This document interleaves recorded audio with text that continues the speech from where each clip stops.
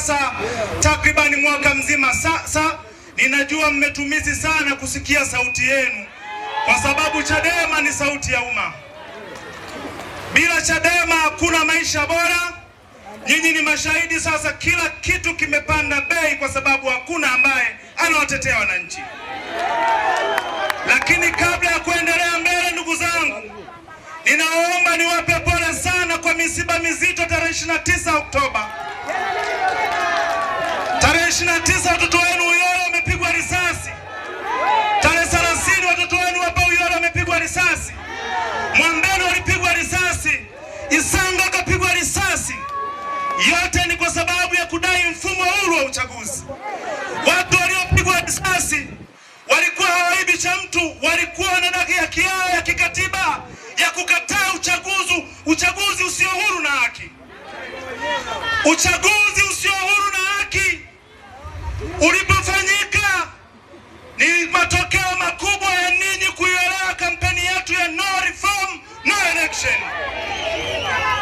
Nataka niwapongeze kwa sababu tulipokuwa tunafanya mikutano ya kuelimisha kwamba hakuna uchaguzi bila mabadiliko ya sheria za uchaguzi, mlituelewa Tanzania.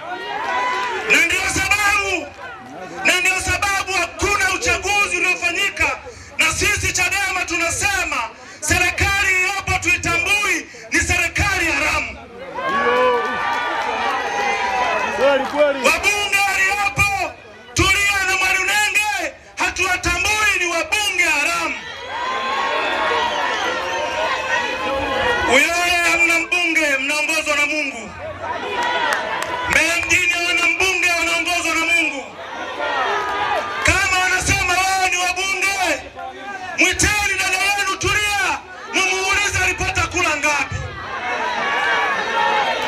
alijumlishia wapi, vituo gani vilihesabu kula za Tulia. Nendeni mkamuulize mwenyekiti mwenzangu wa mkoa Mwalunenge alishinda kwa kula ngapi. Hakuna anayejua alishinda kwa kula ngapi, kwa sababu hakukuwa na uchaguzi. Ninyi wananchi mlikataa uchaguzi haramu. Ndio maana tunasema serikali hii yote ni haramu, kwa sababu haina kibali cha wananchi.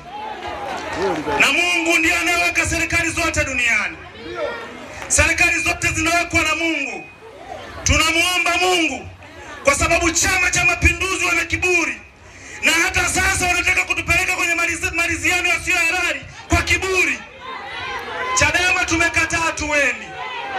Tunaendelea kusemelea kwa Mungu kama tulivyomsemelea Magufuli. Mungu aamue cha kufanya juu ya taifa letu.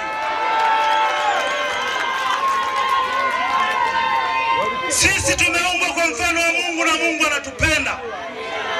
Mungu hawezi kukubali taifa lake alilolipenda liendelee kuumizwa na watu wachache. Mwigulu anaposimama anajiita waziri mkuu, kwa kula zipi za wananchi? Serikali yote ni haramu. Ndugu zangu, hatujivunii na hatulizishwi na kile kilichotokea tarehe 29. Mnajua namna tulivyo na maumivu, lakini pamoja na yote hawa ndugu zetu wameendelea kutoa kauli mbaya. Chief of Comfort mfariji mkuu ambaye ni rais, mmesikia juzi ameagizwa tuendelee kupigwa mikwaju. Hii mikwaju inaashiria vitendo vya utekaji viendelee, mauaji ya raia yaendelee, watu waendelee kuwekwa ndani bila haki. Hii yote tusikubali. Tuendeni tukasemelee kwa Mungu atuletee haki. Tunaanza mikutano ya kuelezea namna gani tutapata katiba mpya, lakini muhimu tuna kampeni ya Free Tundu Lissu. Tundu Lissu hayupo gerezani kwa sababu alibaka mke wa mtu. Hayupo gerezani kwa sababu ni fisadi. Kuna mafisadi wako ofisini, walipaswa wawe gerezani. Lissu walipaswa wawe uraiani. Juzi mmesikia taarifa ya CAG imetoka. Kila sehemu kuna ubadhirifu wa mamilioni ya shilingi yamepotea. Wale watu walioiba mabilioni ya fedha, rais anasimama anasema wasema ili wapate waibu. Yaani fisadi ambaye ni mwizi. Fisadi ukisoma kwenye Biblia kwenye tafsiri za kimaandiko Neno fisadi tafsiri yake ni muhaini. Nenda kaangalia kwenye kurasa za nyuma za Biblia. Kwa hao ndio wahaini wanaofisadi miradi ya umma. Hao ndio walipaswa kukaa ndani. Rais wa nchi anasema wasomwe ili wapate aibu. Aibu kwa muhaini? Mtu ambaye ana haki ya Mungu anatetea taifa letu. Mtu ambaye amejitoa maisha yake. Mtu ambaye anatembea na risasi. Mtu ambaye alipigwa risasi wakashindwa kumuua. Wameshindwa hata kumwonea aibu Mungu, kumwachia Tundu Lissu. Mafisadi wanaendelea kutamalaki katika taifa letu. Ndugu zangu, jambo ni moja nimesema. Mbeya ninawashukuru sana na kuwaheshimu. Kama kuna majimbo ya kifara alienda kwenye vituo vya kula, sio Mbeya mjini. Mbeya mjini mlikataa, Kyela walikataa, wakaua watu. Chunya walikataa, wakaua watu. Mbeya vijijini walikataa, Mbalizi wakaua watu. Kwa sababu mnajua uchaguzi ule ulikuwa ni uhaini.